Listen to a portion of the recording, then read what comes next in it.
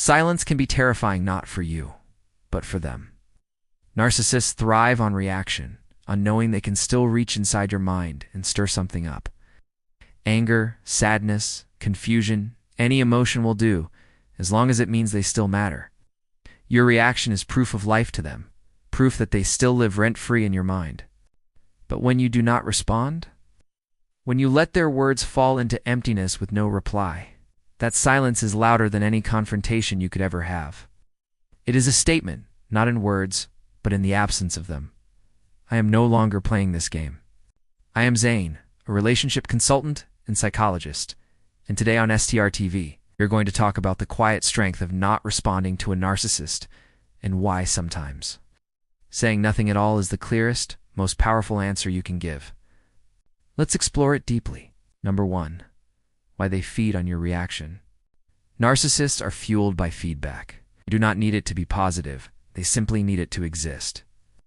Compliments and praise fill them with pride, but arguments and anger sustain them too, because both remind them that they still have your attention. Every time you reply to their late-night text, defend yourself against an accusation, or explain a boundary they have crossed, you are telling them, you still matter enough for me to react. That is the currency they trade in: your energy, your focus, your time. They will provoke you, bait you, even pretend to be vulnerable, all to see if they can still pull that reaction from you. Number 2. What silence really says. When you do not respond, you are not just withholding words, you are withholding the very oxygen they breathe. Silence says something powerful. You no longer have access here. It is not just ignoring. It is a clear line drawn in the sand. It tells them their power over your emotions is fading, and for a narcissist, that is intolerable. They want to believe they can always trigger you, always spark a reply, always get that piece of you. Your silence dismantles that belief. It is a quiet but undeniable declaration that they no longer get to control how you feel or how you show up.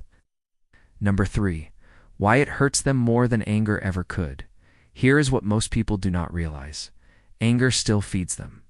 Anger still keeps you engaged in their world, locked in their drama. If you are screaming, crying, or writing long messages, they are still the star of your emotional landscape. But silence? Silence removes the stage entirely. It robs them of their role as the center of your focus. Without your words, they are left shouting into a void. And that void terrifies them, because it suggests the worst thing they can imagine you are moving on, and they are fading into the background. Number 4. The challenge of staying silent.